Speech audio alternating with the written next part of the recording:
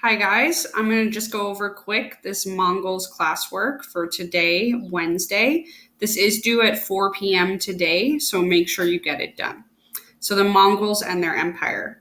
Part 1 directions, Mongols intro. Read the definitions below and answer the question in a complete sentence. Then you're going to do an Edpuzzle. Then you're going to do just a really short reading. Okay, so kind of those 3 different parts. So for part 1, you have 2 definitions that are also on your Unit 7 vocabulary list.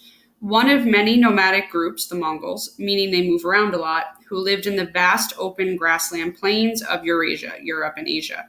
A Khan is the royal title of the ruler of the Mongol Empire. So a Khan is like an emperor, a king, a caliph, right? He's in charge of the Mongols. So conceptual question. How could being nomadic help a group to conquer a lot of land and become an empire? So think about this moving around a lot, not really having one place they live. How could that help them to make a bigger empire? So why don't you pause my video and answer that question. Okay, part 2 directions here. We have a Mongols Edpuzzle. So you're going to watch the below Edpuzzle and answer the given questions. Make sure all answers are answered or written below in the chart. So our written below in the chart. It should just say written. Yours is just going to say written. So are written below in the chart. So you're going to open up this Edpuzzle link. Again, make sure you're logged into your Harrison account so the Edpuzzle will play, but all of your questions need to get answered on this document. So you have 4 questions, 3 factual, 1 conceptual. So go ahead, open up this Edpuzzle. Again, it'll pause when the questions are there. You'll see 1, 2, 3, 4. So why don't you pause my video, watch the Edpuzzle, get your questions done, and then you can restart me.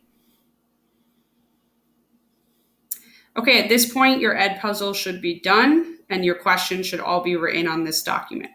And we're just going to quickly do part 3, Mongols and trade. Read the reading below and answer the question in a complete sentence. Under Mongol rule, merchants had a higher status than they had in traditional China.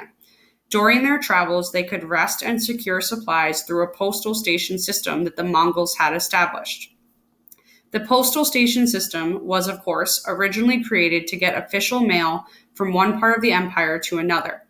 Set up approximately every 20 miles along the major trade routes and stocked with supplies of food, horses, and lodging, the stations were an incredible help to all travelers, whether they were traveling for business or otherwise, right? So these trading.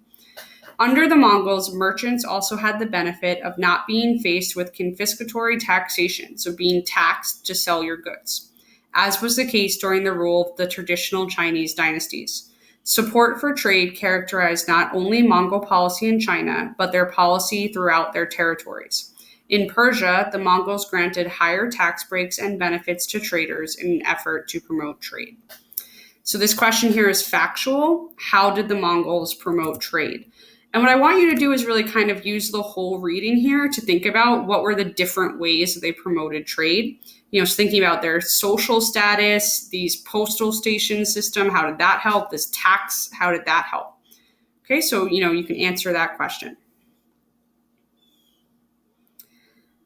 Okay, that's the whole document for today. Again, this was a 1-day document, so pretty quick, pretty short. Obviously with watching the Edpuzzle, maybe it should have taken you about 15, maybe 20 minutes. Okay, so you can now turn this in and you are all done for today.